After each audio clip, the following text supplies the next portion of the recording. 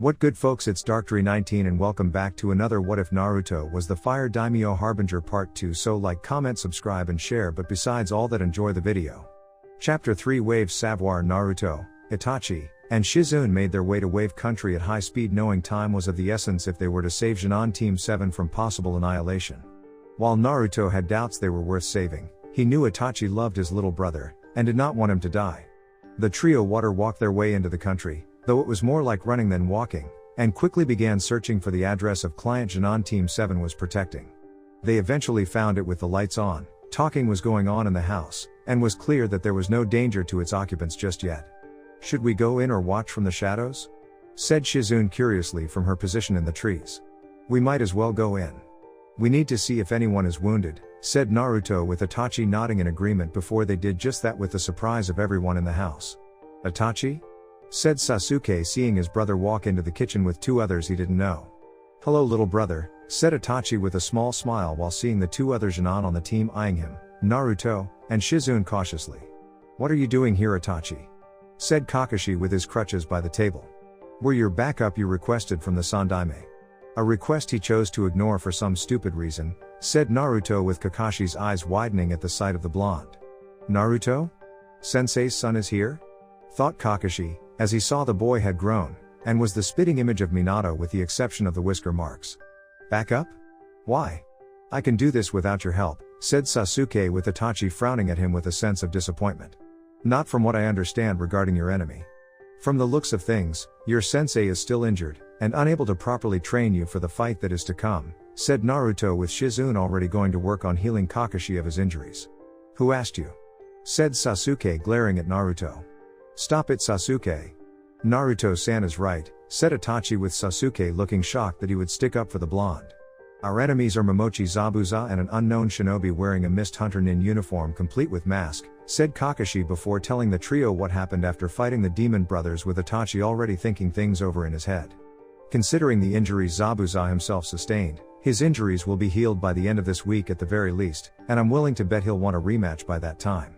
What has me concerned is the fake hunter nin, since all we know about the person is he or she has skill in throwing senbone needles and at vital points of the body," said Itachi, knowing that it takes skill to hit such points in the neck and knowing it would fool an enemy shinobi. "What kind of training have you given them?" said Shizune to Kakashi, seeing the man look a bit sheepish.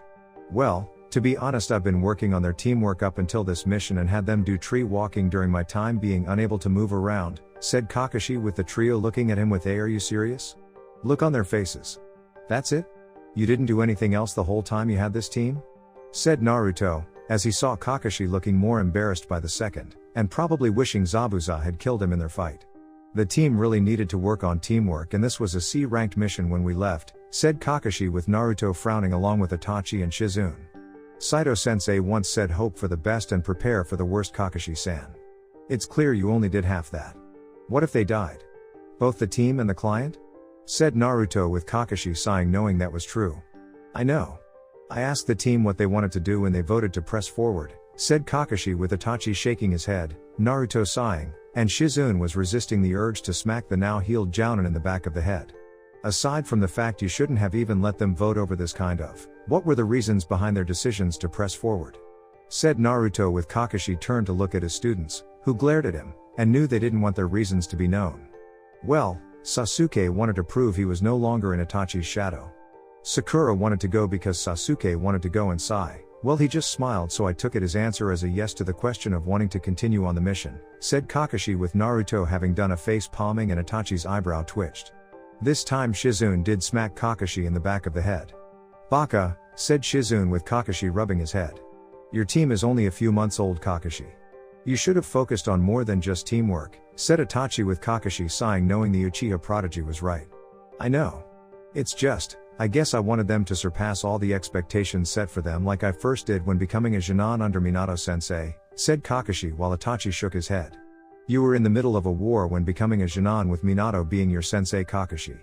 Combat from the war and training during the war helped you achieve your rank of Jounin ahead of others in these times of peace," said Itachi, knowing Kakashi was the level of Jounin due to the many missions he went on with the training Minato put him through. "Point taken," said Kakashi, while looking over at Sasuke, currently scowling at Naruto for being so close to Itachi. "Why are these two here?" said Sakura while eyeing the woman like she was some harpy trying to seduce the Uchiha on her team. I'm a medic nin and Naruto felt my help might be needed in the event anyone here was severely injured, said Shizune seeing Sakura look at the blonde in shock and a bit in fear like he was some mass murderer. Naruto? As in the demon boy Uzumaki Naruto my mother warned me about? Sakura while Naruto narrowed his eyes at her. That's Namikaze Uzumaki Naruto to you. The information your mother has about me is not only outdated, it is completely inaccurate, said Naruto with the girl scowling at him for denouncing the woman on the civilian council. Father doesn't speak very highly of you, said Sasuke at last and Naruto just raised an eyebrow at him. And why is that? Said Naruto while Itachi was watching them interact with interest. Father wouldn't tell me. He just said that you were a bane on Konoha and on the Uchiha clan for what you held, said Sasuke with Naruto looking slightly to Itachi and then back at the man's sibling. Well, my absence from Konoha and recent actions at your house didn't exactly make him change his opinion of me, said Naruto though it was more to Itachi than Sasuke. Father is not what you call a humble man, said Itachi with Sasuke scowling at the two of them. Don't put my father down. He's the head of the Uchiha clan, said Sasuke defiantly at them. Foolish little brother, said Itachi before he walked over to Sasuke and poked the boy in the forehead like he used to do years ago. Ow, said Sasuke while scowling at Itachi. Kazuna, if you are not too drunk right now we need to discuss some things with you in private about your current situation, and how to handle it from a different angle, said Naruto seeing the old bridge builder nodding slightly while wondering how this could get any more complicated. Like what? Said Kazuna knowing this new group had something in mind. Removing Zabuza's employer, said Naruto seeing Kazuna's eyes widen along with the rest of the people in the room. You want to kill Gato? Said Tsunami while Itachi nodded. With Gato killed, then Zabuza will have no reason to kill you due to the contract being void, and I have a suspicion this businessman does not pay someone unless it's in his best interest. Chances are, he'll backstab Zabuza during the inevitable confrontation, and will make things more complicated if you're weakened from the fight, said Naruto simply with Inari, who was Kazuna's grandson scoffing at the idea, and the Kyuubi Jinchuriki saw disbelief in the boy. You can't kill Gato. He's invincible, said Inari with Naruto shaking his head. No one is invincible, said Naruto with the boy scowling at him. What do you know? You don't know what suffering truly is, said Inari, which made Naruto's eyes widen, and then narrow dangerously with his eyes flashing from blue to crimson red. What, did you just say? Said Naruto before appearing in front of the boy and picking him up by his shirt. Naruto, said Itachi with Shizune looking at Namikaze and saw the eyes flashing two colors with rage flowing right out of them. Shut up Itachi. I don't know what suffering is? Let me tell you a story about suffering child. I have lived a life of pain and suffering before you were even born. For 7 years of my life I had no one to comfort me when I was sad. To help me after a mob of people beat me within an inch of my life.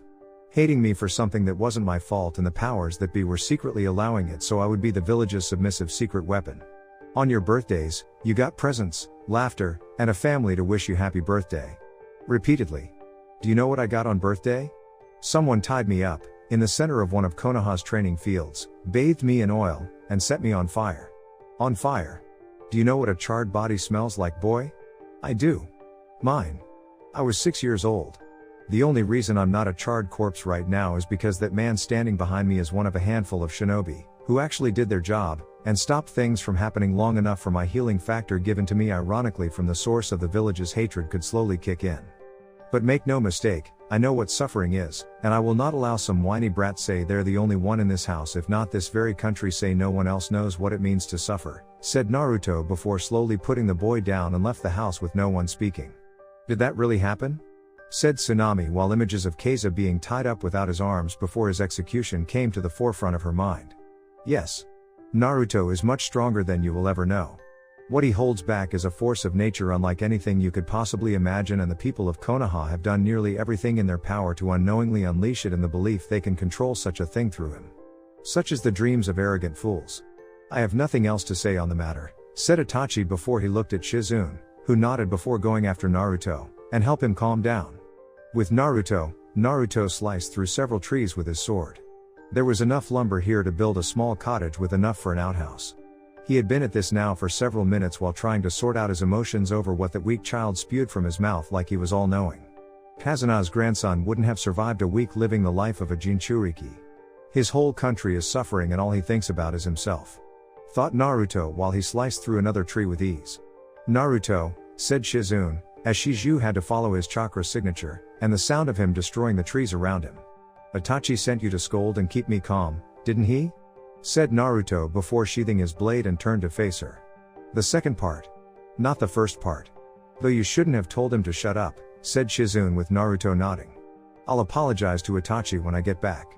It's just, that boy doesn't know what he's talking about and I just got so angry at him when he talked like his life is so much worse than ours, said Naruto with Shizune nodding. I know. I understand, Naruto. So does Itachi. We both want to help you and to be happy in life, said Shizune, seeing Naruto smile and surprisingly give her a hug. Ever since you came to the Fire Temple, you have always cared, and guided me more than I could have hoped. I didn't have the heart to say this until now, but in a way, you have been like a mother to me, and I want to know if you would consider me your son? Said Naruto with Shizune slightly shocked by this confession, but even she realized that it was true, and couldn't deny some measure of paternal instinct in helping him.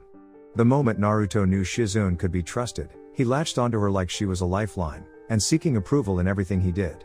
The shinobi monks and Itachi were like surrogate brothers to him, with the exception of Bansai being a surrogate grandfather to the boy. Shizune had been the only woman in his life who taught him more than just how fight, and gave him guidance like a mother would do for their son. So in a way, she did see Naruto like a son, and deep down Shizune would protect him like he was her own by blood. Of course, Naruto-kun. My son, said Shizune with Naruto holding her even tighter and felt him crying.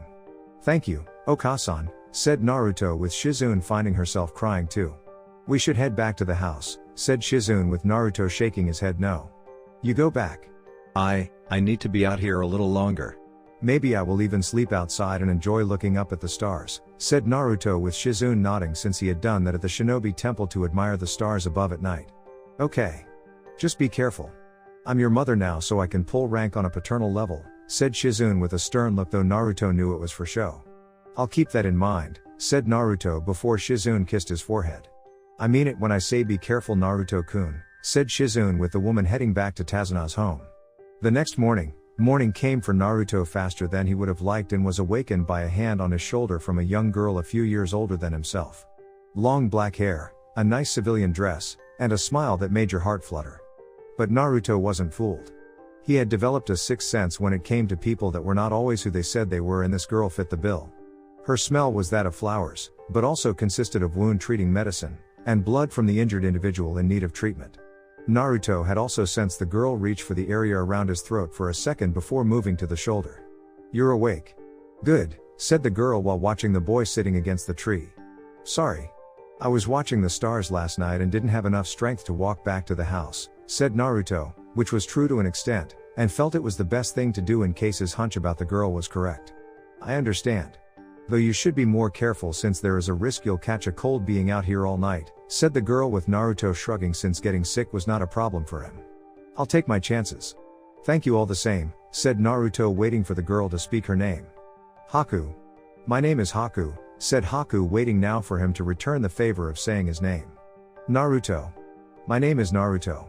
Pleased to meet you, Haku-chan, said Naruto with Haku smiling at him. Well that we have gotten acquainted, Naruto-kun, may I ask what you are doing here? Said Haku curiously while seeing his shinobi headband, though it wasn't from any village she knew existed. I'm with my mother and we're visiting some friends here in Wave. You? Said Naruto, as he knew the best way to lie was speak the truth to a certain extent, so it's not even a lie. Just removing certain truths from the whole truth. Then you'll probably get quite a scolding from her for being out this late, said Haku before she let out a giggle, with Naruto letting out a chuckle. Maybe. She knows and I've done it before. My Okasan trusts me, said Naruto, seeing Haku smiling, knowing a certain someone trusted her too on certain matters. That's good to hear. You must be a trustworthy person. Maybe you would like to help me find the herbs I need to heal a friend of mine?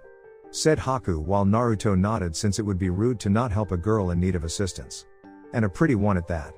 Couldn't hurt, said Naruto simply before getting up, dusting himself off, and went about helping Haku recover what she needed. I saw the trees you destroyed earlier. Are you a shinobi? Said Haku while picking some herbs, and saw Naruto doing the same. Sort of. It's complicated.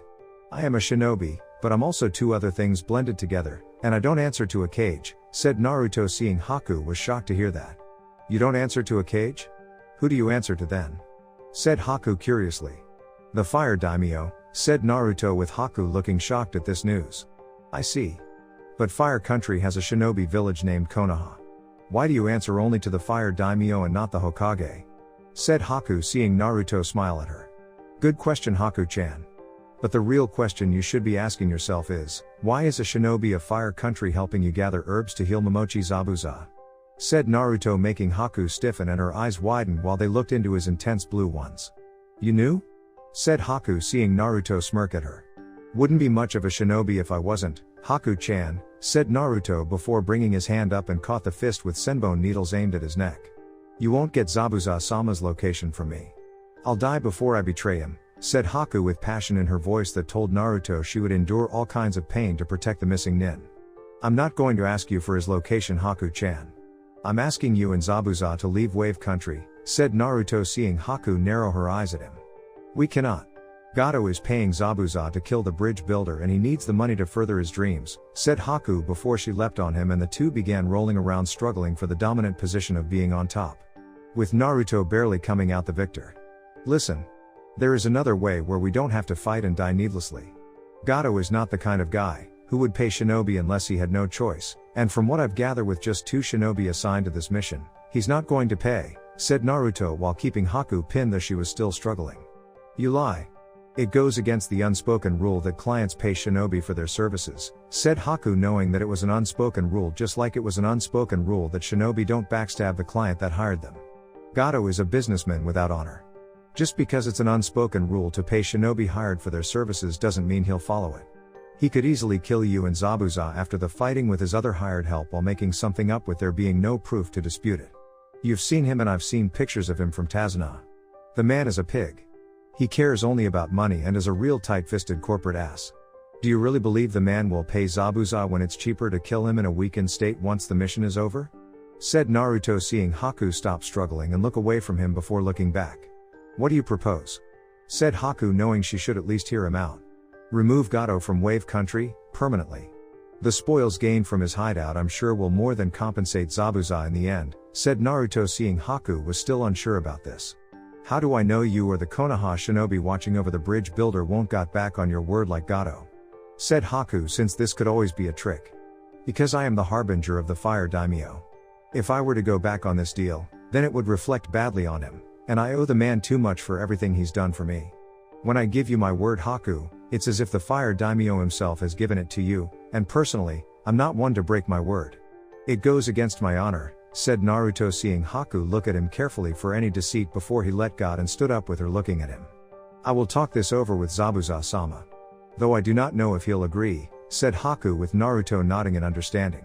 You know where Tazuna's home is, right? Place something at the front of the house to signify he agrees with the plan for us to kill Gato. Make no mistake, Haku, if Zabuza goes through with his plan to kill the bridge builder, then he will be outnumbered, and he will die, said Naruto, seeing Haku calculating things in her head. Reinforcements, said Haku, concluded, seeing Naruto nod. And on Zabuza's level. Kakashi has been healed and now back to full strength thanks to our medic Nin. If you truly value Zabuza's life, then convince him to let us kill Gato, and save Wave Country from further suffering, said Naruto, seeing Haku nod since she too had seen the people in Wave in agony. Zabuza is a proud man and there is a chance I will fail to convince him. Still, I will try, said Haku before she took her basket of herbs and began walking away until she was out of sight. You think she'll succeed, Kurama? Thought Naruto while leaving himself alone once more. I don't know. Maybe. She cares for Zabuza. Of that, I have no doubt, and you did tell her the spoils Gato had would be theirs to take, said Kurama with Naruto nodding and decided to head back. I know. The question now is, will Zabuza take the alternative? Thought Naruto, as he left to head back to the house, and inform the team of his findings. With Zabuza, you're serious? Said Zabuza, seeing the girl sitting next to him mixing the herbs and stirring them into a healing paste. Yes, Zabuza-sama. He proclaims himself to be the harbinger of the Fire Daimyo. A shinobi, who answers only to him, and him alone. Not even the Hokage can command him and believes Gato will betray us, said Haku, seeing Zabuza think this over in his head for a bit. I had heard rumors until now. Of someone in the Fire Daimyo's home gaining special favor, but this is something unexpected, said Zabuza, not knowing how to handle this new development. I believe him, Zabuza-sama. I think we should take the offer, said Haku with Zabuza frowning at her. We can't go on the assumption of some brat regardless of his position Haku. Like it or not, we have to stick with the mission until things change, said Zabuza with the girl looking sad. And what if it's too late should Gato reveal his intentions to be that of a betrayer? Your dream will never come true if you die from this decision, said Haku seeing Zabuza stay silent for a moment. Did he say who was with him? Said Zabuza at last. No. But he said they were at your skill level. Hatake Kakashi is already healed and will be ready to fight when the time comes. We cannot win should we do battle them Zabuza-sama, said Haku knowing the two of them fighting who knows how many leaf shinobi on the other end would be suicidal. If what he said is true, said Zabuza simply. There was no lying in him. I saw into his eyes. He's known hardship like I have before you found me, said Haku with Zabuza now looking at her with interest. Hence why you trust him. Two souls with similar pain. There is a sense of trust and understanding when two people like that meet, said Zabuza seeing Haku nod. Please Zabuza-sama, I beg you to listen to reason, and let them go through with their plan to remove Gato, said Haku seeing Zabuza look at her and knew he was debating on whether to listen. You better be right about this brat, you're smitten with Haku, said Zabuza though the last part was a form of teasing and was slightly surprised her cheeks colored a little. I am not smitten Zabuza-sama, said Haku while she saw Zabuza smirk underneath the bandages. I'll keep that in mind if and when you see him again, said Zabuza while he let Haku heal his injuries and ignored Haku's cheeks reddening further. Kazuna's house, so you met the fake hunter Nin without her mask. You have interesting luck Naruto, said Itachi with Naruto shrugging. Maybe. The jury is still out on that. In any case, I know she cares deeply for Zabuza, and will do everything in her power to see he isn't hurt, said Naruto with Itachi nodding and knew they had one more day before the inevitable confrontation. Do you know where Gato's hideout is? Said Kakashi knowing if they were going to do this, it would require knowing where, and when to strike Gato. I do. Everyone in town knows where it is. He has countless mercenary thugs watching the place. Real scum of the world and cheap to pay too. The place itself is designed like an old fortress, said Tazuna before telling them where it was located.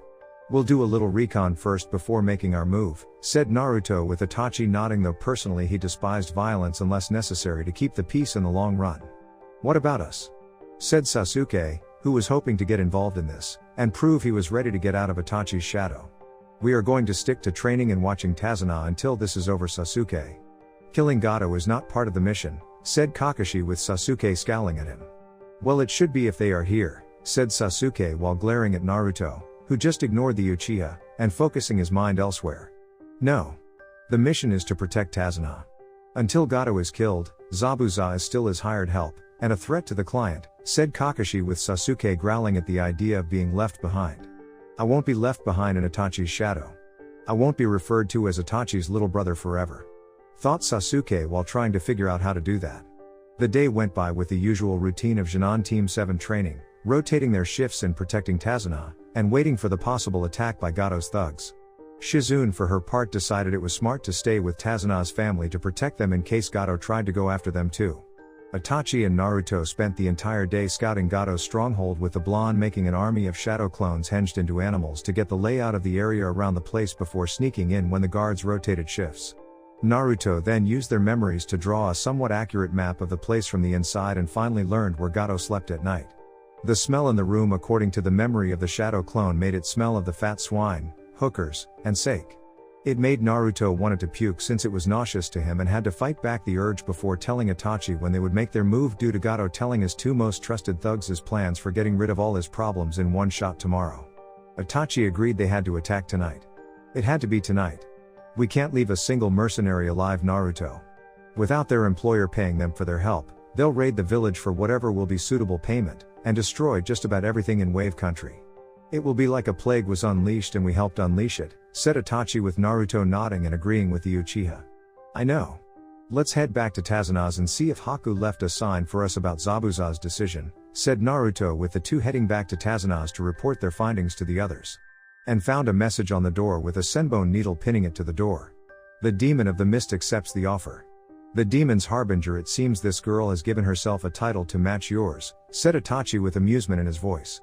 So it seems, said Naruto while ignoring what he was implying about Haku and himself. Gato's fortress sometime later, ready Naruto? Said Itachi while seeing Naruto nod. Are you Itachi-sensei? I know how you feel about fighting and killing, said Naruto with Itachi smiling at how the boy was worried about going against his beliefs. I'm fine, Naruto. I will only fight if I have to fight. This is one of those times, said Itachi while seeing Naruto nod and then unseal the bow staff given to him on his 10th birthday by Kairiku. It was a real beauty of a weapon. Forged from one of the branches of a sacred tree Senju Hashirama himself had brought to life not far from the fire temple where many shinobi monks found enlightenment long after the Shodaime Hokage died.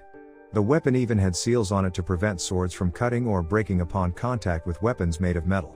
It also enhanced Naruto's own wind affinity so the blonde could easily unleash intense winds with the power to blow enemies away or making wind attacks dense and sharp to cut through their flesh. Let's do this then, said Naruto before the two stew to handle this mission. Konoha at the moment, that damn thing had no right to interfere on the mission Hiruzen, said Uchiha Fugaku while looking livid at the Hokage currently struggling to get through the day with all the stress he was under. And I warned you what would happen if I denied the team backup with Naruto around to inspect things here in the village. He was going through the missions I assigned to the teams and considering who was his sensei for the past 5 years compelled him to take this to your eldest, said the Sandaime seeing the Uchiha clan head snarl. I did it for the good of the clan. You agreed to it, said Fugaku with the Sandaime now scowling at him. Because the boy needed to see things beyond the walls of the village and you wanted to have Sasuke unlock his Sharingan. We knew from Jiraiya's spy network that Wave was in trouble and that there was a high probability of mission being higher than C rank. You thought the danger would force your youngest to awaken his Sharingan eyes so two of your progeny could be considered true members of the Uchiha clan, said the Sandaime with Fugaku seething at how the elderly Kage was turning this back on him. And what if I did? An Uchiha is made in a trial by fire fashion. Always has been and always will be for us. Besides, it's a lot better than your way of training potential shinobi to being assets to the village. I don't need to remind you of your failure with the bastard child of the Yondaime brought into this world by that Uzumaki slut, said Fugaku with the Sandaime scowling at him. Be mindful of your words, Fugaku. I would hate to have to punish my two students for killing you for such degrading remarks about those they cared about, said the Sandaime with Fugaku scoffing at him. You're one to talk considering your actions against Yondaime's so-called progeny, said Fugaku with the Sandaime's scowl increasing. Something you and most the Uchiha clan are just as guilty of doing, Fugaku. I don't need to remind you only one Uchiha among your clan has Naruto's favor while the rest have only his scorn, said Hiruzen with the Uchiha clan head sneering. And I don't need to remind you how your son was ordered back here to run a Junin team instead of being at the Fire Daimyo's palace to guard him, said Fugaku knowing that was a wound aimed at the Sarutobi clan's pride. The Fire Daimyo had ordered Sarutobi Asuma back to Konoha when Hiruzen's offspring continued to inquire about Naruto's whereabouts despite the feudal lord of Fire Country ordering the matter dropped. Kairiku had felt his fellow guardian 12 comrade in arms was finding his loyalty to his Hokage for a father outweighing his loyalty, which was meant for the Fire Daimyo, and decided to inform the ruler of Fire Country of this. Hence why Asuma was ordered back to Konoha under the pretense that the man should be in the Leaf training a Junin team like his father before him. The Sandaime wasn't thrilled since his son was able to catch glimpses of Naruto during the past 5 years, trying to gauge the boy's training progress, but sight alone, and for only a few minutes at best wasn't a real assessment of someone. I am well aware of the fact, Fugaku, but let me remind you that Naruto is the one that holds both of us, and our familias in contempt. Itachi has little love for you, so don't expect any kind of influence from your eldest, and Naruto's actions against Konoha will spare the Uchiha clan. It won't, said the Sandaime with the Uchiha clan head staring at him for a moment before leaving. With the man now gone, the Sandaime went back to his work, and hoping things wouldn't get worse. Gato's fortress. Gato knew something was wrong the moment one of his hired thugs told him several men went missing and the security cameras to the place were suddenly going offline. The system was state of the art. One of the few things he spent a great deal of money on was security, or more specifically his security to ensure his survival. It was why the ruthless businessman had so many thugs on hand to defend him from any and all harm. While they were normally a hefty price to pay for having so many, Gato knew given things were with Konoha shinobi here in Wave Country that such an army was necessary, and with any luck his army would be thinned out so he wouldn't have to pay as much. As for the hiring of Zabuza himself, was a small dent to his wallet, but Gato would have preferred to have no dent at all, and planned to remove the demon of the mist from this world once the man had completed the assignment he signed on for. That way, the money he would pay the missing nin for his service would go to better uses like cheaper security, and a few hookers to make him feel better. Any news? Said Gato with a frown at his hired help. Not yet, boss. I've sent a few guys to investigate, but I'm pretty sure it's nothing to worry about, and just some rat chewing a cable. You know this place has a few, said the thug with Gato scowling at him. Then find the rat, kill it, repair the damage done, and then kill the incompetent guards not doing their job, said Gato furiously. Right boss, said the thug before leaving the businessman's office. Incompetent morons. The one drawback when hiring cheap. You get what you pay for, said Gato with a sneer while wondering what he did to deserve such stupidity. His thought process ended however, as explosions were heard, and screams following throughout the complex were heard. Feeling a sense of worry run up his spine, Gato went to the security cameras to find each of them were going out with each one closer to his office than the last, and told the crooked businessman hostile individuals were headed his way.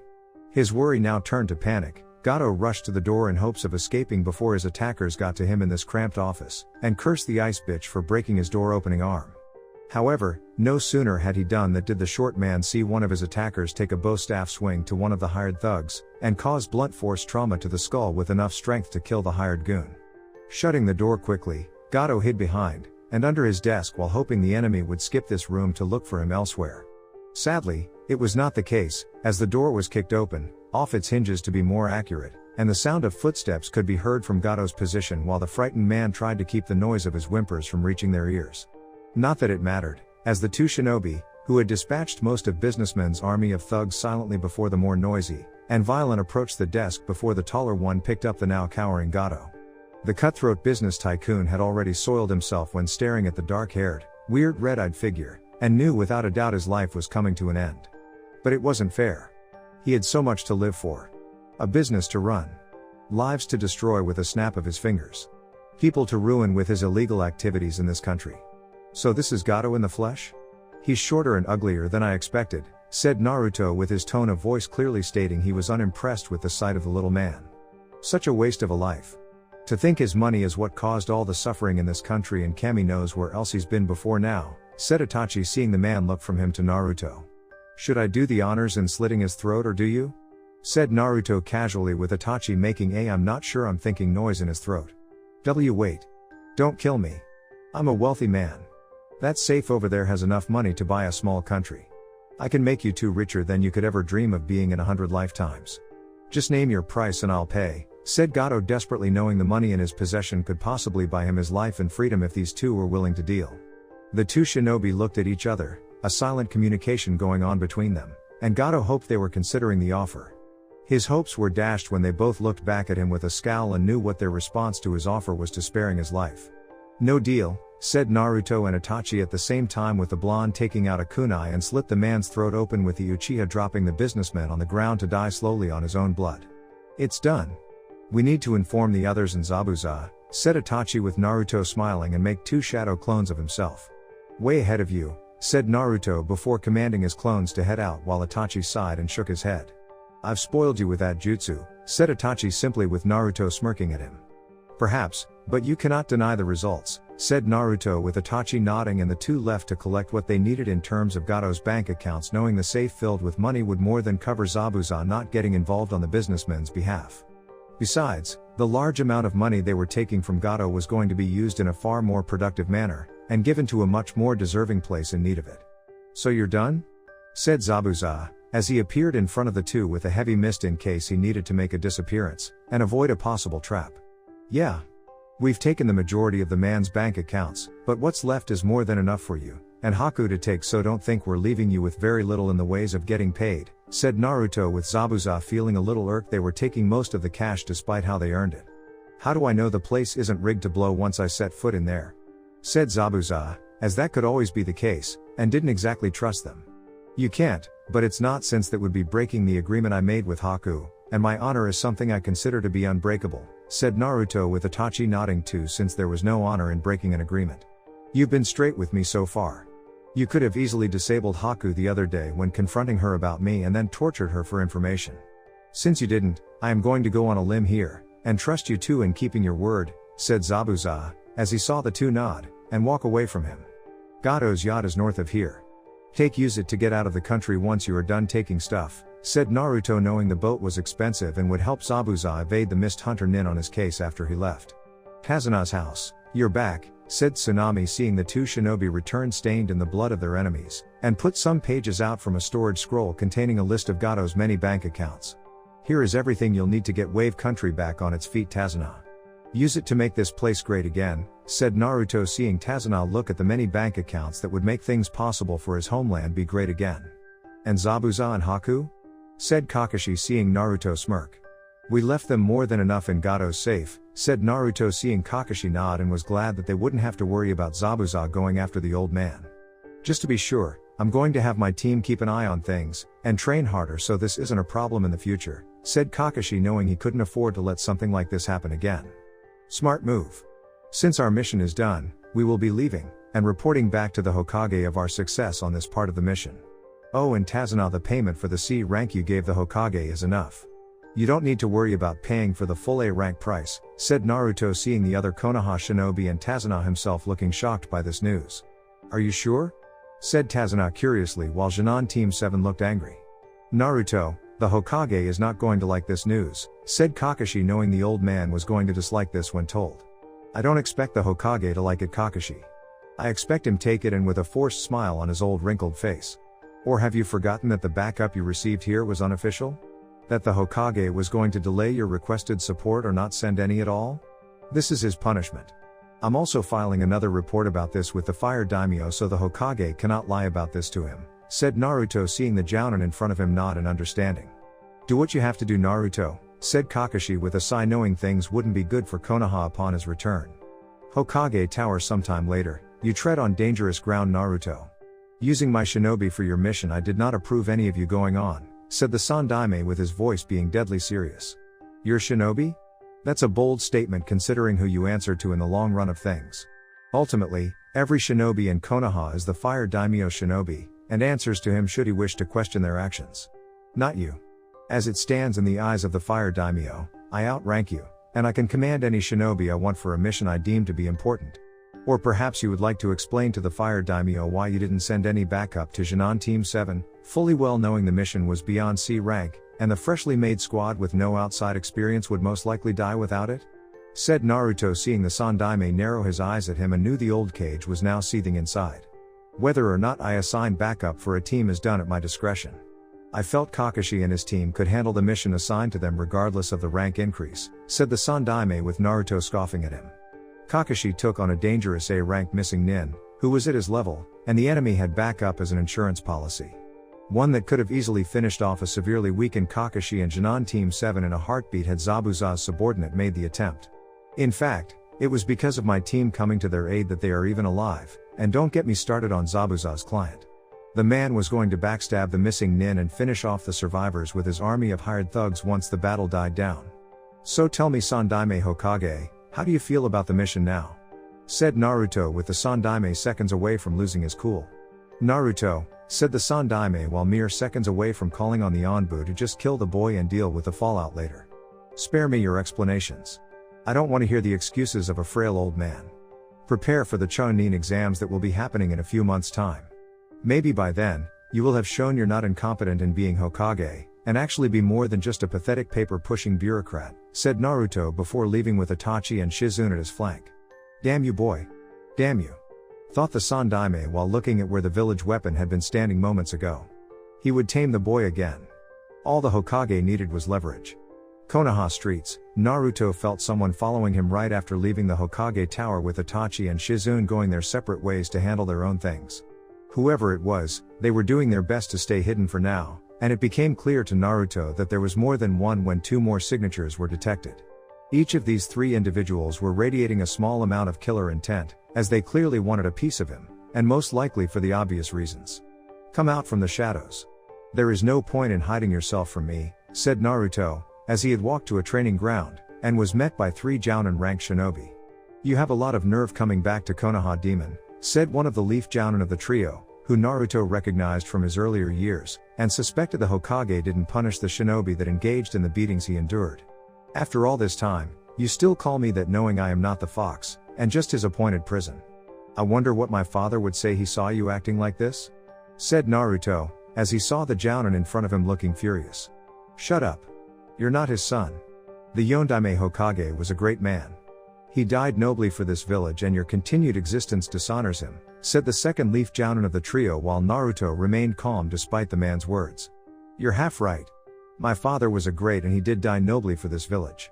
However, it's not my existence that dishonors him, but rather yours, and those that follow you who bring dishonor to his sacrifice, said Naruto, seeing them draw weapons and knew this was getting him nowhere. Enough talk. Let's kill him now and claim self-defense. The Fire Daimyo won't be able to dispute since the Yamanaka clan is loyal to the Hokage, said the third Leaf Jounin while Naruto drew his sword. You're making a mistake, said Naruto while all three Jounin sneered at him. I doubt that. Once we're done ripping your intestinal tract out, I'll pay a visit to that little Inuzuka bitch you protected from my friend a while back, and have a little fun before my friends join in too, said the second Leaf Jounin, having heard what happened between Naruto, Hana, and the group of Leaf Shinobi that were trying to enjoy themselves at the Inuzuka's expense. Come, so I can kill you, said Naruto, with the three Jounin charging him and the sound of metal clanging against metal mixed with the cutting of flesh being heard. From his position in the Hokage tower watching this, the Sandaime scowled at seeing the boy come out victorious, and get away with a few cuts currently healing. He had done that deliberately to not only test the boy's skills to get a measure of them, but to use in terms of leverage against Naruto when the Fire Daimyo came to visit during the Chunin exams, and discredit the blonde. However, Naruto had proven his skills were not only higher than expected, but he had waited until the three Jounin struck first, and acted out in self-defense. Even if the Hokage had the boy arrested, the Fire Daimyo find out about it, and take action against Konoha for defying him. Even the Sandaime's two remaining students were powerless to do anything because of the Fire Daimyo, and life for them had not been fun. Jiraiya had been forced to live in a small home the Hokage had been able to provide and had to run his spy network from there while being unable to peep on women since his medical bills would pile up faster than Tsunade's debts. His inspiration from the needed research was drying up and his ability to produce another book was noticed by all his loyal readers wishing for the next issue. The Sandaime knew Jiraiya has asked Tsunade for help in providing him with inspiration for his book, but his teammate refused, and punched him through a wall to further enforce the meaning behind the word. Speaking of Tsunade, she was constantly busy at the hospital, healing patients, retraining doctors, and getting her medical program to help medic nins become part of a squad a reality. As for the debt collectors seeking her out to collect the money she owed, they came by during the past 5 years, and each one demanding Tsunade pay what she owed. The Sandaime didn't know how those debts got paid due to the woman's financial means of paying them off had been reduced to just about zero, and personally he didn't even want to know how she paid them off. Chances are it was through some money from the Senju clan's accounts, but the Fire Daimyo may have frozen those, or declared the wealth in them forfeit due to the woman's actions against Naruto. The Sandaime wasn't sure and felt it best not to pry into the matter should Tsunade wish to lash out. All Hiruzen did know was that the boy was the source of their suffering and the suffering of everyone else in the village hurt by the fox currently sealed inside of Naruto. This is getting out of hand. I expected 3 fully trained, skilled, and sober Leaf Jounin to hurt the brat to the point where he would come to me for help in calling them off. I'd then use it to my advantage and convince him I could do that in exchange for leeway with the Fire Daimyo. Itachi trained him well. Too well. No matter. Once the Chunin exams start, I'll speak the Fire Daimyo myself on my terms, in my office, and in a setting where I reign supreme, thought the Hokage since last time he had been in the room with the Fire Daimyo. It had been in a room that made him a weak, old man unable to fight back, but now with his ability to use chakra, and the large library of jutsus he had learned over the years, the advantage would be his again. All the Sandaime could do now, was wait. Chapter 4 Torturious Exams. The Chunin exams was drawing closer to Konoha. The feeling of various sensations filled the air among its people. Some of the Genin were excited competing in the exam since they had the home field advantage. Other Genin were arrogant in the belief Konoha would mop the floor with any Genin ranked shinobi coming here from foreign villages to qualify for the advancing rank. However, the shinobi of Chunin, Jounin, or higher in the Leaf were fearful of the inevitable day the Chunin exams came to Konoha's doors.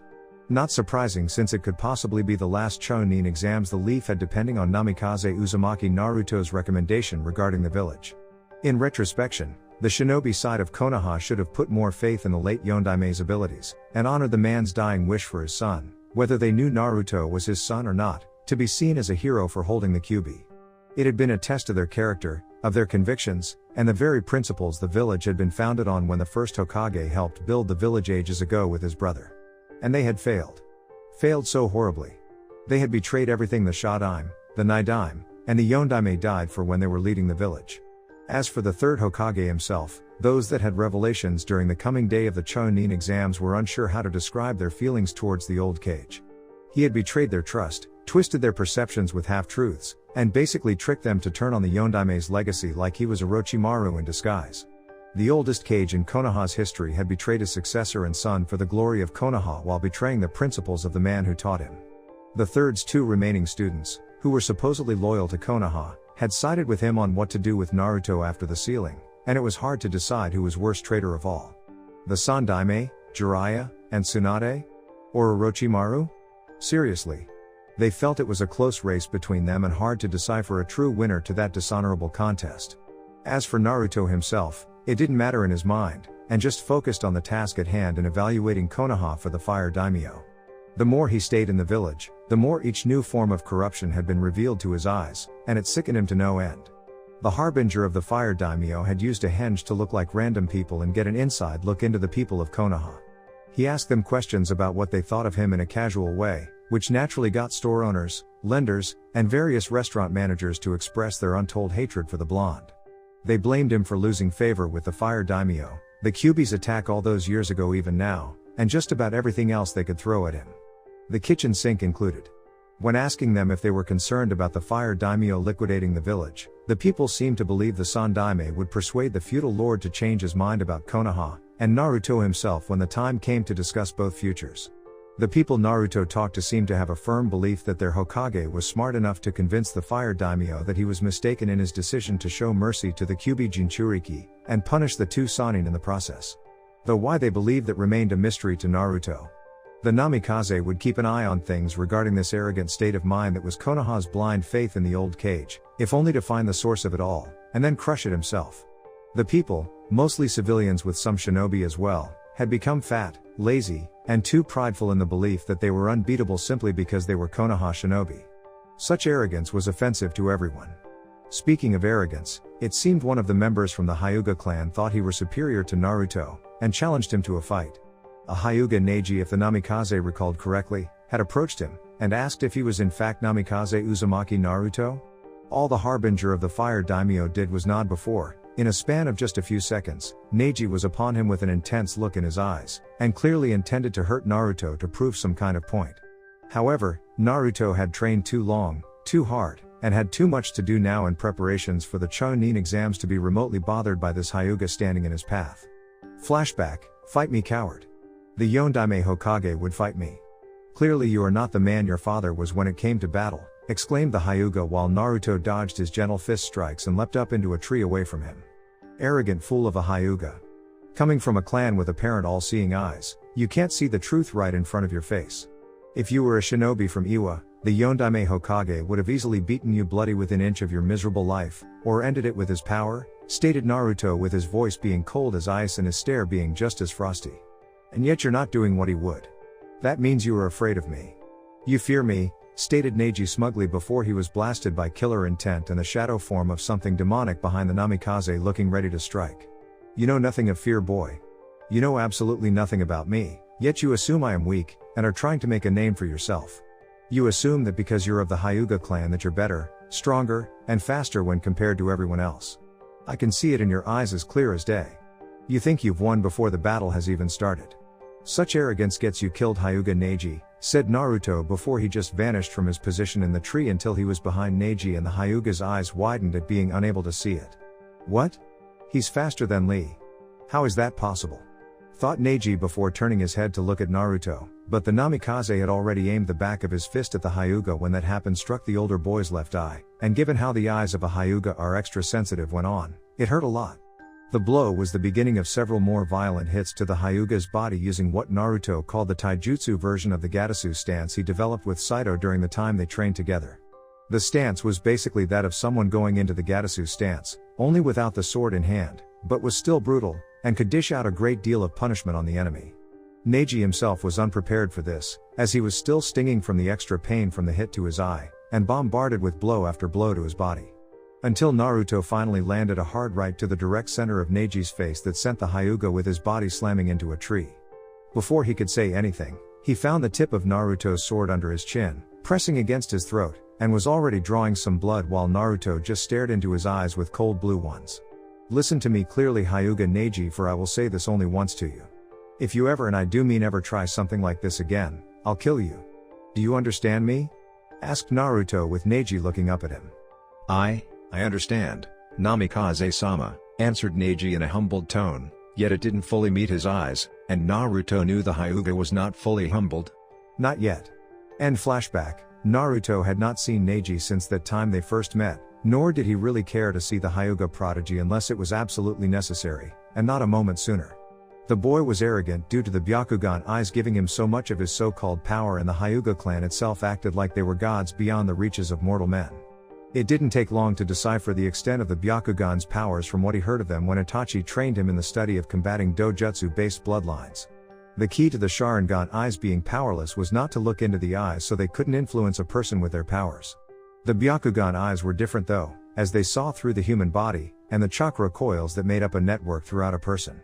They could see how much chakra someone has, the way it flows, and all the key areas where someone could hit to make it temporarily stop the use of chakra. For Naruto, he didn't really need to defeat Hyuga Neji through any direct confrontation to win against him, though the Namikaze could do that regardless, and show the Hyuga clan's eyes were not that special. If anything, they were lacking the basic need of eating humble pie with a side of crow needing to be shoved down their throats. All of them had to simply be reminded that they were not superior to others, and their faces needed to hit the ground to understand just how mortal they really were. Come on, Hinata-chan. We're tired. We need to conserve our strength for the Chunin exams, exclaimed an Inuzuka standing beside what Naruto could see was an Aburame, who was also watching the Hyuga girl training against a padded training post with hard strong strikes with a fierce determination in her eyes. Well, maybe not all of them. Her eyes. They aren't like Neji's with a sense of arrogance in them. They are different somehow. There is a sense of something in them. Humility? Purity? She doesn't have that sense of superiority in her I'd expect everyone in her clan to possess. Where do I know her from? Thought Naruto while watching the girl continue her training with the two boys, who were clearly teammates, and fellow Junin doing the same. Why are you spying on my team? Said a woman of Jounin rank from the vest she wore while standing behind Naruto. Spying? I just arrived. I've been walking around Konoha for some time, said Naruto, as he saw the Jounin kunoichi watching him carefully, and sensed her Junin team was now focusing on him. Hey Shino. Is that him? Said the Inuzuka while the puppy on his head barked about his scent. Yes, it is Namikaze Uzumaki Naruto. My father gave everyone a detailed description of him upon arriving home after the meeting with the Hokage about his arrival. My bugs tell me he is very powerful. The fact several Jounin and Chunin have fallen to his hands is proof of this. Do not provoke him, Kiba. We do not need a confrontation so soon before the Chunin exams or any kind of stain on our clan names, Shino stated in his usual stiff voice that spoke of little emotions on his part. I know that. He saved my sister the other day from those Jounin and Chunin.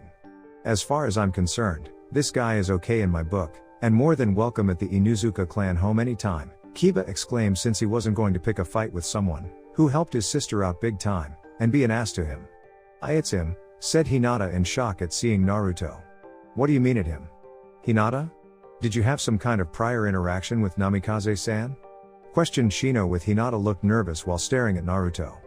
Before Naruto got taken away by the fire daimyo, I met him briefly once when he saved me from some bullies, and was getting beat up. I tried to help, but the bullies shoved me away like they had found a bigger target, and just kept on hurting him until they would grow bored before walking away, explained Hinata while looking down in shame at the memory of being unable to help him. It was why she trained so hard.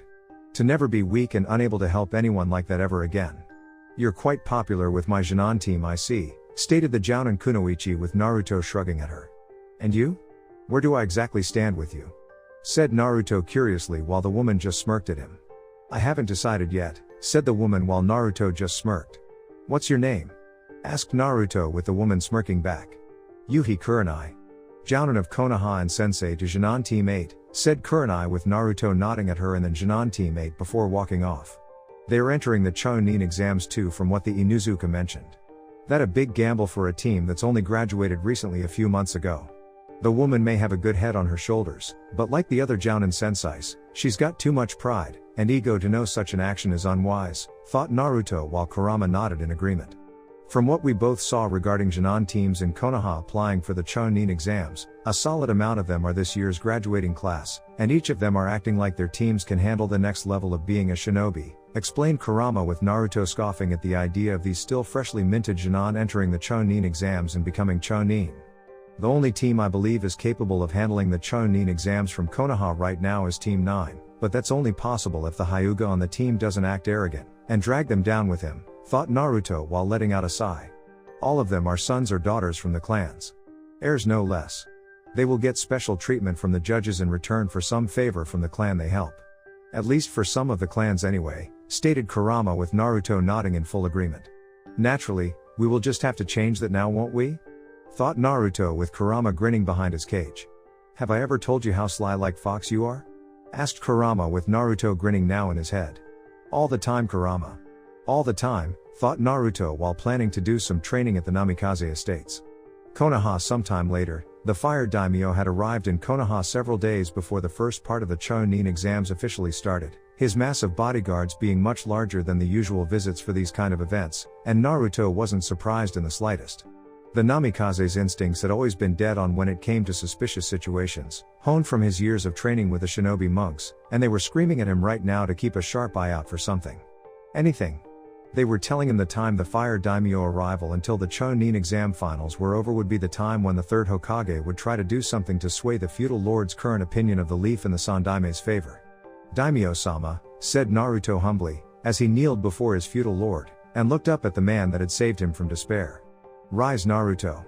How have things been since we were last together? Asked the Fire Daimyo with Naruto walking beside the man before handing him a report. They could be better. My reports have reached you since I've been in Konoha? Asked Naruto with the Fire Daimyo nodding his head. I've received them all, though the situation with Wave Country, and the Sandaime's lack of action to save a Junin team along with their Jounin sensei is appalling, stated the Fire Daimyo with his escort following him. He's not the only guilty party. The Uchiha clan head is also at fault here. I suspect he's trying to get his youngest son to awaken his Sharingan eyes like Itachi did, explained Naruto while the feudal lord of Fire Country frowned. Is there any proof to this? Questioned the Fire Daimyo. Not conclusively, but Itachi agrees with me, and that it is the only reason his father was so opposed to our interference there. It was a do or die mission for Sasuke, explained Naruto with the Fire Daimyo nodding since Itachi supporting such a theory meant such a thing was true. I believe you, Naruto. Sadly, I can move against the Uchiha clan without more evidence on the matter, but I can move against the Sandaime, and his recklessness after the exams are over, stated the feudal lord of Fire Country with Naruto nodding in agreement. The will of fire has been corrupted, but there are a few flickers of purity in the flame, and can be saved in a sense if given a chance, said Naruto cryptically.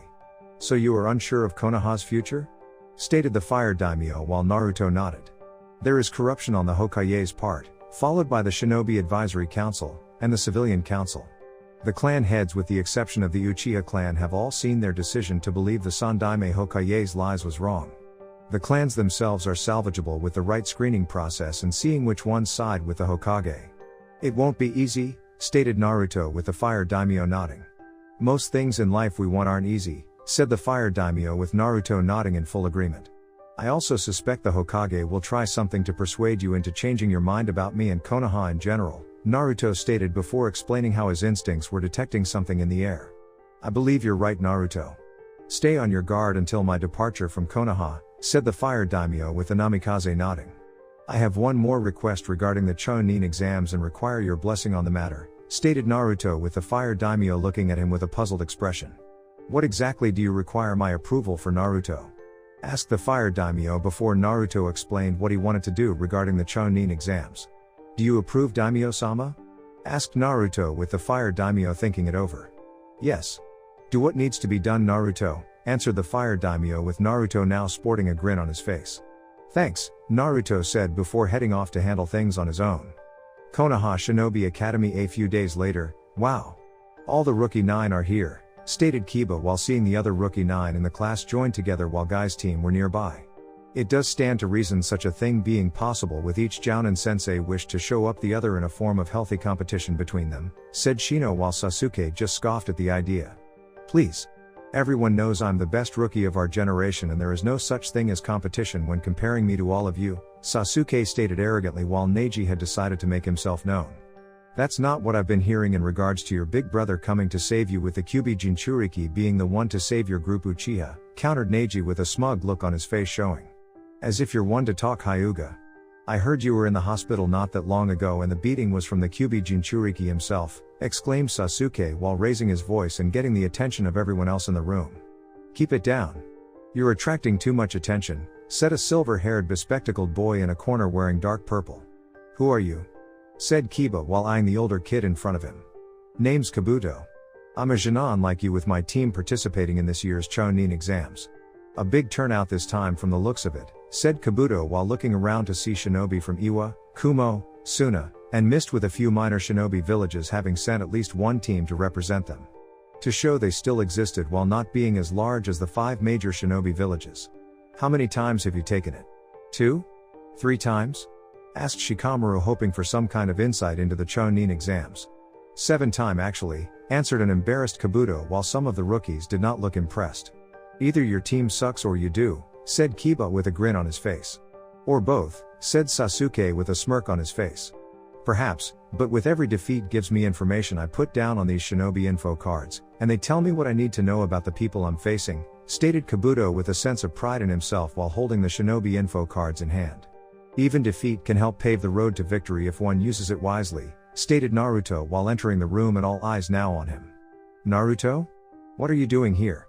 Said Choji while not seeing the spiky-haired boy and so long since they had been busy doing other things to run into Naruto. There has been a last-minute change in plans for the beginning of the Chunin exams, stated Naruto while looking at everyone and now had their full attention. Hokage Tower at the moment, what do you mean I'm being replaced as the head proctor of the Chunin exam written test? Exclaimed Ibiki while looking at the Hokage in shock. I just received word an hour ago from the Hokage's aide. He's assigned someone else to take over for you during the written test. It is his belief that we will simply show too much favor with our own shinobi during that part of the exam, said the Sandaime while not liking this at all since that was supposed to be the case though no one was supposed to know about that. All the clan heirs were taking it this year. He needed the support of the clan heads to counter the slowly growing support Naruto was getting from them after Tsume let it be known her daughter was saved from being violated by Naruto himself. The means to get Neji to fight Naruto had not been easy, as he had spoke to the boy, and asked him what he thought of Naruto. The Sandaime's expectations were met when Neji stated he did not believe the Kyuubi Jinchuriki was anything special, regardless of his father being the Yondaime Hokage, and would love to fight him in combat. So the Sandaime did a bit of vocabulary manipulation and convinced Neji to embark on such a quest to challenge the Kyuubi Jinchuriki to a fight.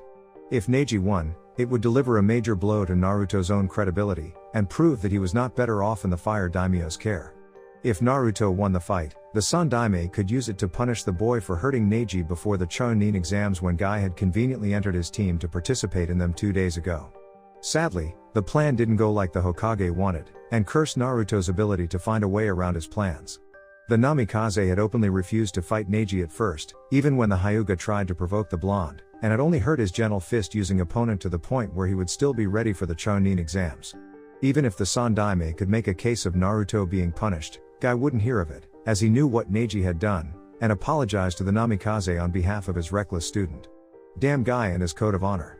I don't show favoritism to anyone in the Chunin exams. Favoritism is for the weak, stated Ibiki and knew the Hokage also knew it too. I know, but my hands are tied, said the Sandaime in defeat. Who took over for me for the written test? Questioned Ibiki with a frown. Namikaze Uzumaki Naruto did. Per the boy's request to the Fire Daimyo, answered the third Hokage with a hint of disgust in his voice. I see. Those poor bastards, said Ibiki with a smirk, which surprised the Hokage, and did not expect to see the scarred man acting calm about it. What? Asked a confused Hokage. The kid got the short end of the stick, Hokage-sama. Those with Uzumaki blood in their veins are vindictive. They hold grudges for as long as they live and even beyond life itself when crossed. I've been around Uzumaki Kushina long enough to know that when she was still alive and several people got her bad side. If Naruto is anything like her, then only the best will get through that part of the exam, and leave with quite a few scars in the minds of each Chunin team, answered Ibiki with the Sandaime frowning. You shouldn't be encouraging this, Ibiki, said the Sandaime with the scarred man now frowning at the Hokage's words. I never liked being the head proctor for that part of the exam. Scaring a bunch of kids isn't the same when going after a fully grown, fully trained shinobi, and the value of what they may hold in their head before I crack it open. If this kid can do what I do, then I say let him, and make a name for himself, stated Ibiki while the Hokage clearly disliked what he was hearing. Even Ibiki is on his side. Damn it. Thought the Sandaime while Ibiki left. Back with Naruto, you? You're the head proctor? Exclaimed Ino while Naruto just shrugged. Impossible, Sasuke stated while looking at Naruto with anger-filled eyes.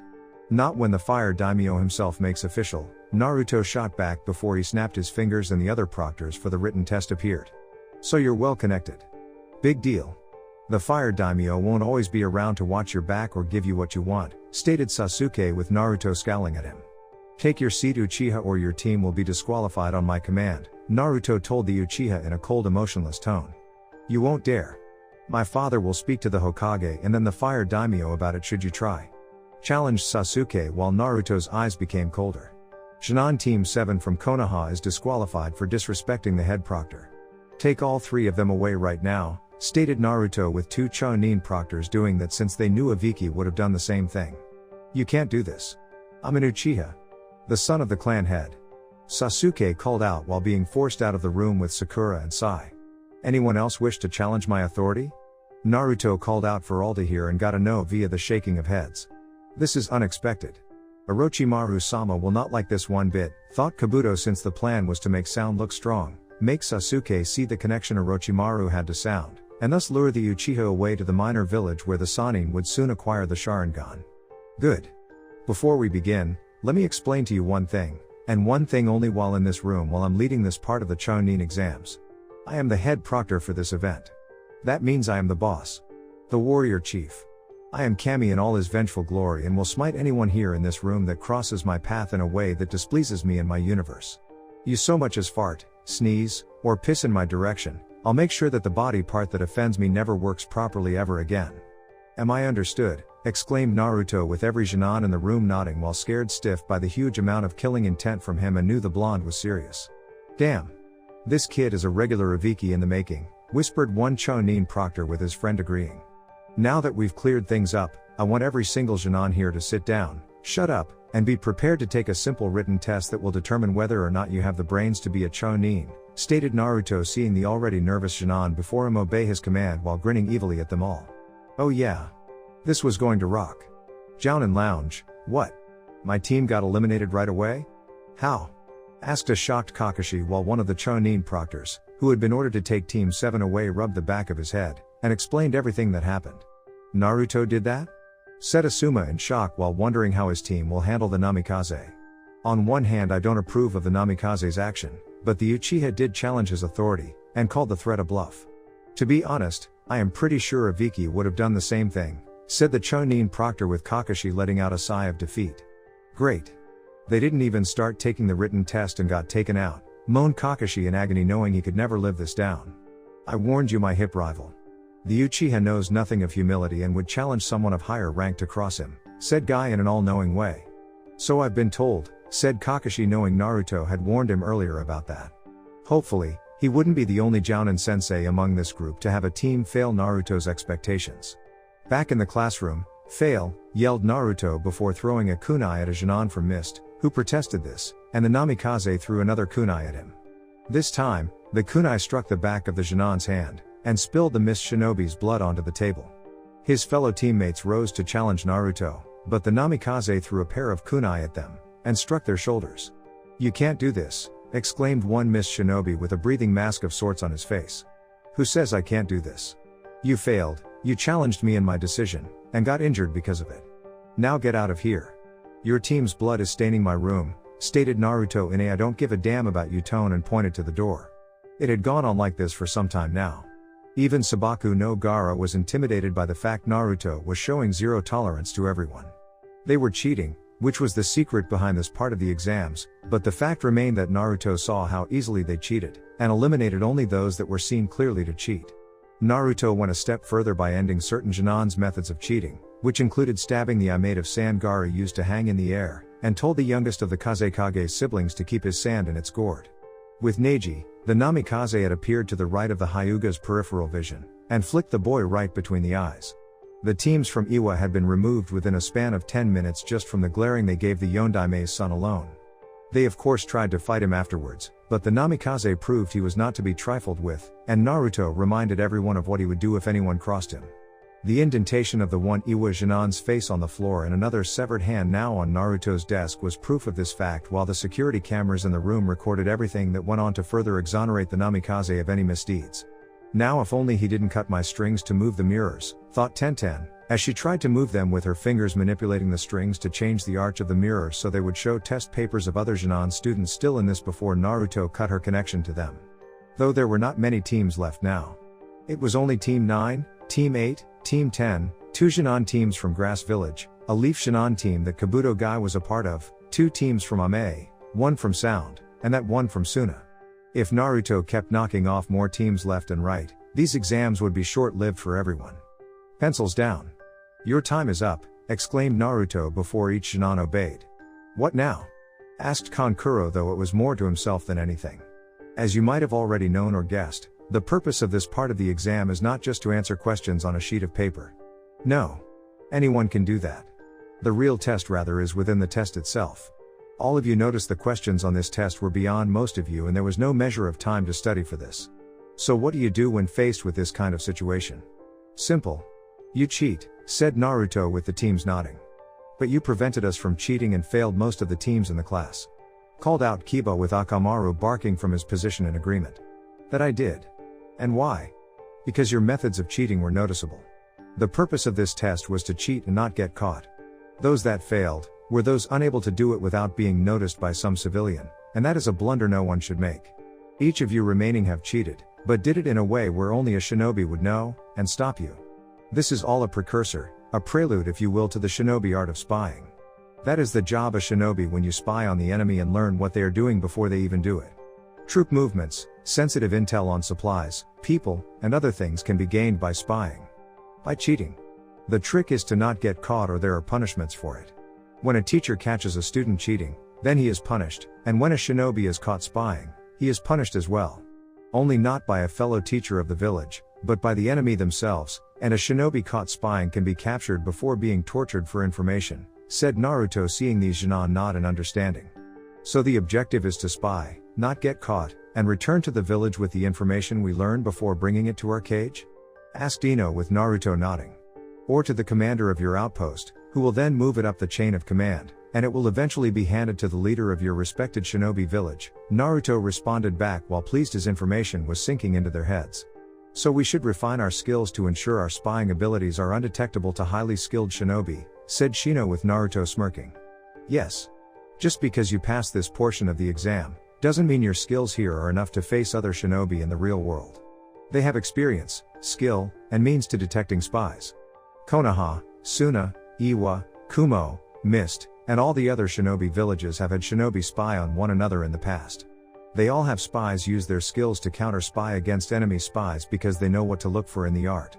My own actions against you is my way of counter cheating against your cheating, explained Naruto while the teams nodded once more. So you were counter spying in a sense, stated the blonde girl from Suna. Exactly. And because you understand this fact, you pass. Naruto answered back with a grin on his face while the Chunin in front of him were shocked to hear those 2 words.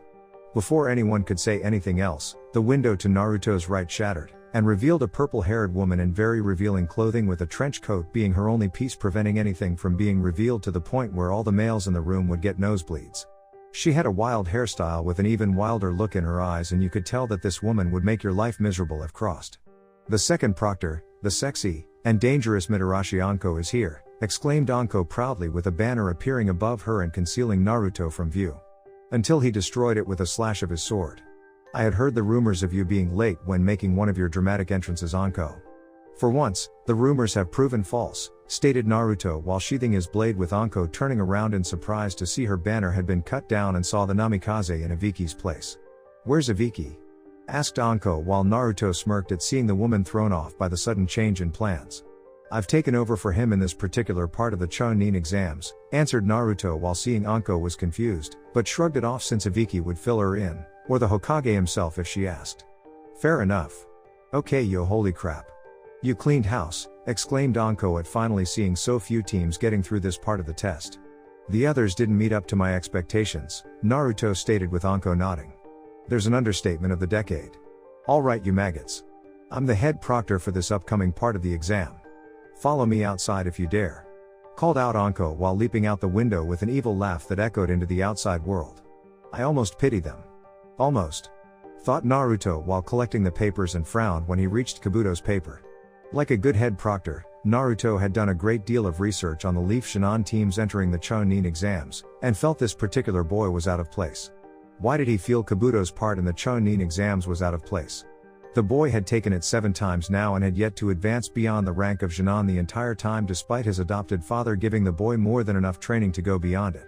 Kabuto was smart, was trained well, and yet he hadn't advanced at all to Chunin when taking the exams. Unless, advancing to the rank of Chunin was not his intended goal.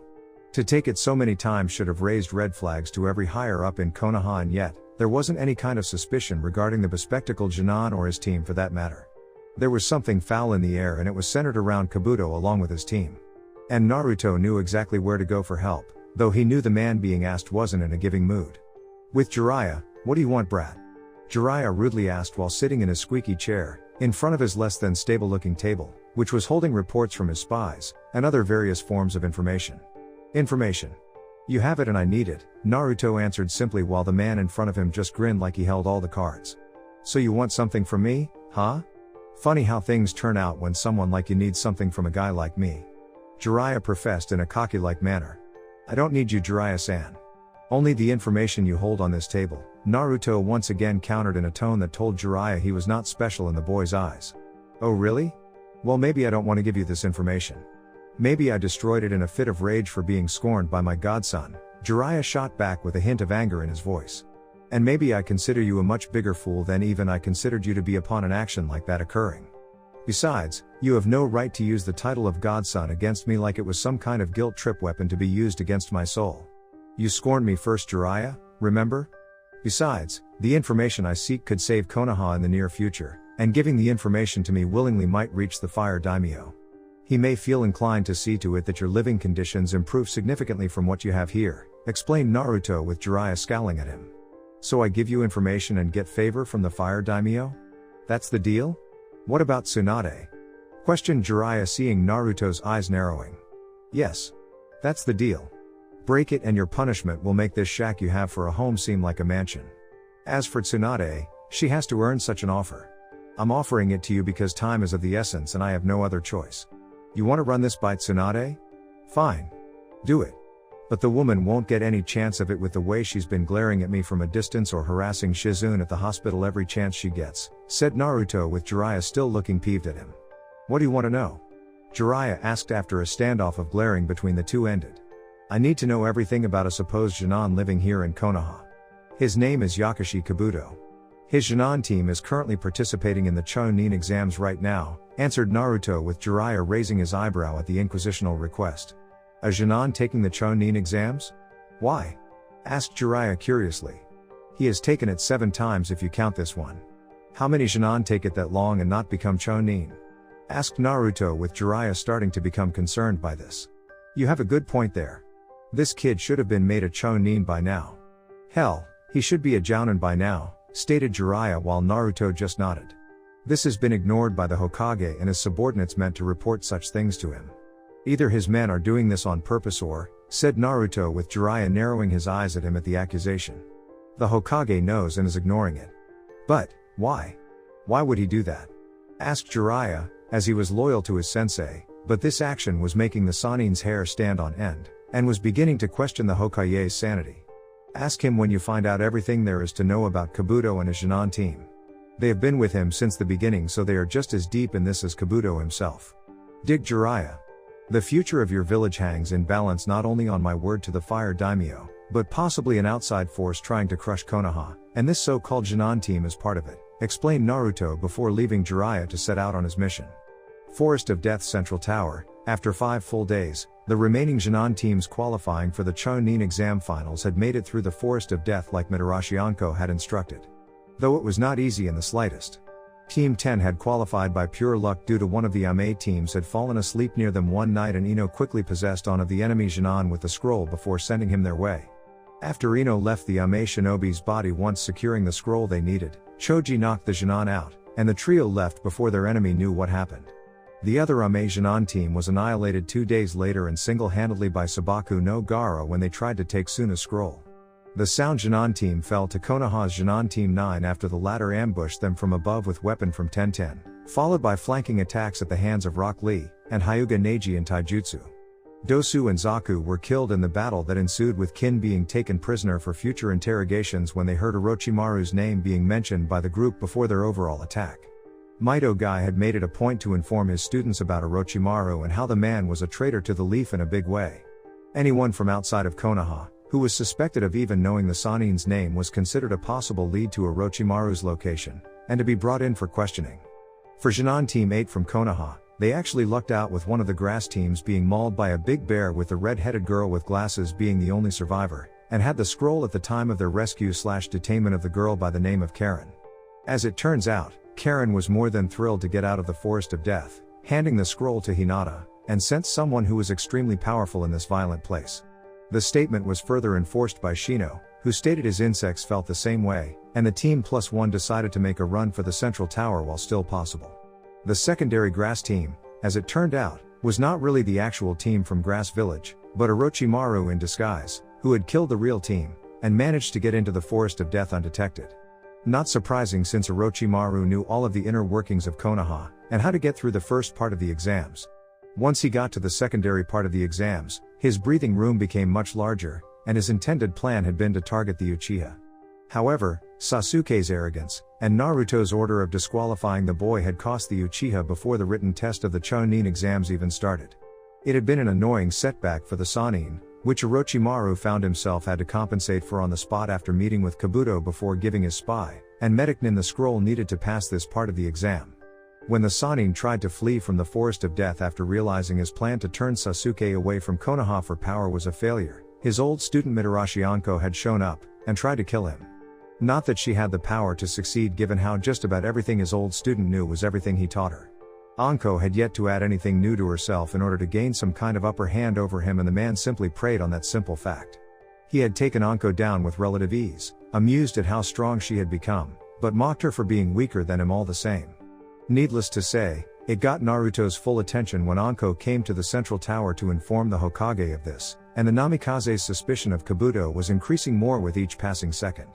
The Hokage had tried to keep things quiet for now to avoid a massive panic, but Naruto knew better, and suspected something was going on, with the third being at the heart if not most of it all. This was a shinobi village. If an entire shinobi village goes into a panic attack over one shinobi, even with that of a single Sanin, then there was something seriously wrong with the village, and needed to grow a damn spine. Shinobi needed to be informed and to properly prepare for any surprise attack Orochimaru might soon make against Konoha. The Hokage claimed he knew what to do, but Naruto doubted it, and told the third his actions were threatening the Fire Daimyo's safety. The Sandaime had gotten into a small shouting match with the Namikaze about how to defend Konoha was at his discretion, and not even the Fire Daimyo could usurp that duty. Naruto countered, saying that such a duty performed by the Hokage was no longer the old man's job to perform with the Fire Daimyo in the village.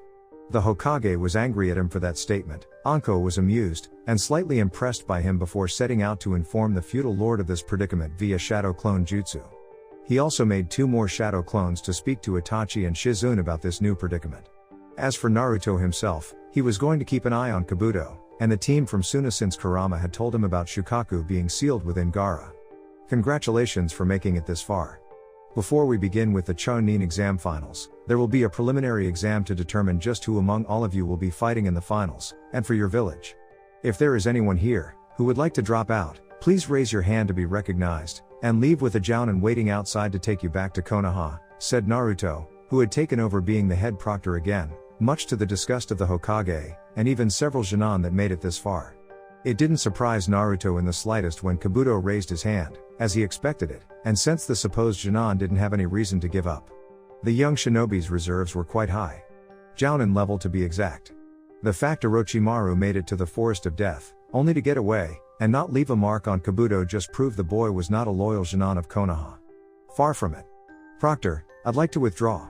I'm really beat, lied Kabuto, with Naruto narrowing his eyes at him for a moment. Very well.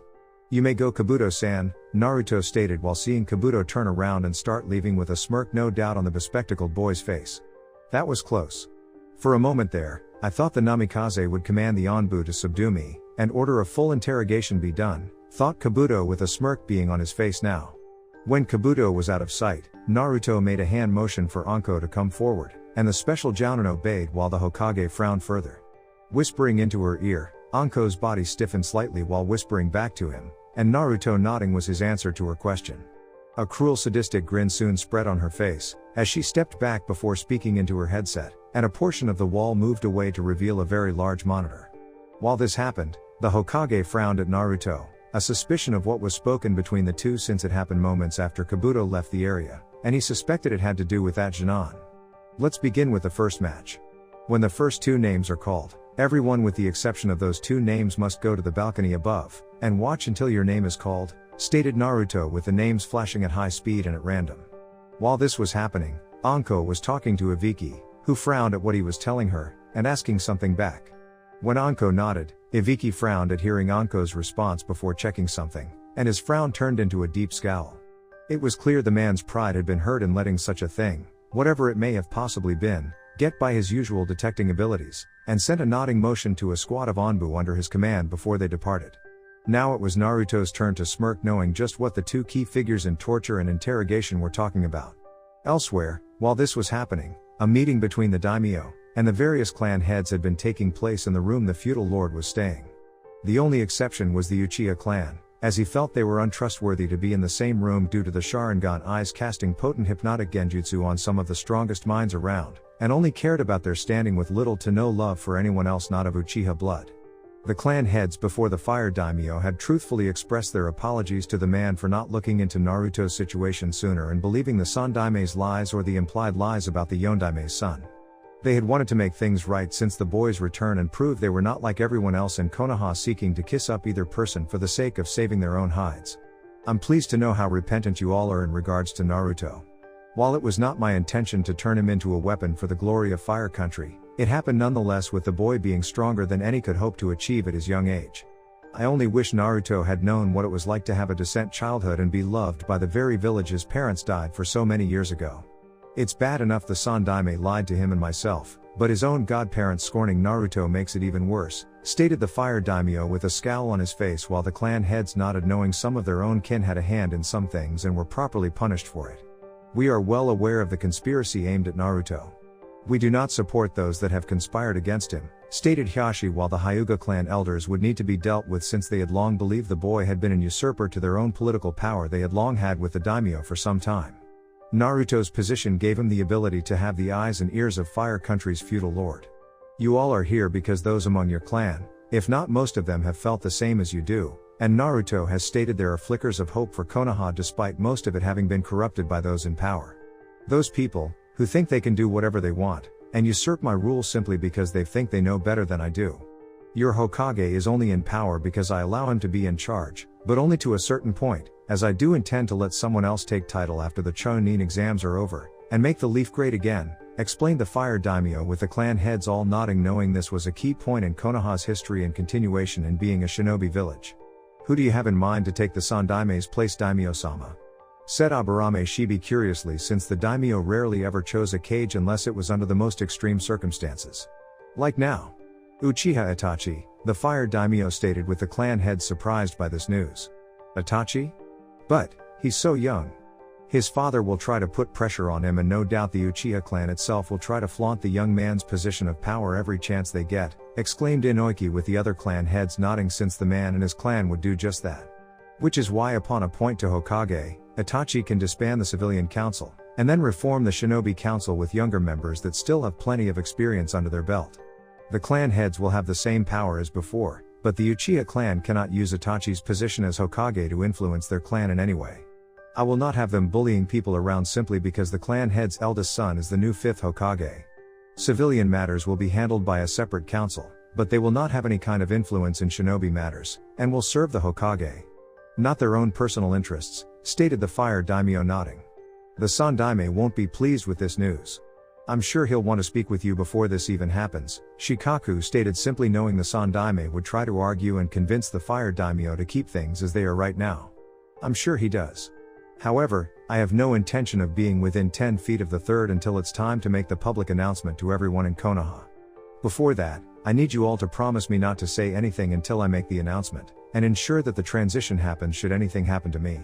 Explained the Fire Daimyo, with the clan heads tensing since they suspected what the ruler of Fire Country did, with the third being displeased with the sense that there would soon be a changing of the guard and wishing to see it stopped. without any real connection to his involvement in the actual stopping process, no doubt. There are those in the village who will oppose this, and it could lead to a civil war, stated Inoiki, seeing the fire daimyo nodding with narrowed eyes at such a possibility. If that does happen, Inoiki-san, my forces will intervene to remove those that defy my order, and do what must be done to remind Konoha of its place in my country, the fire daimyo countered, and knew the leaf would not have the strength to fight his army of samurai. Each of the clan heads looked at each other, then back at the fire daimyo, and nodded in complete understanding before leaving the feudal lord's presence to handle things on their end of the village. Thanks for listening, goodbye.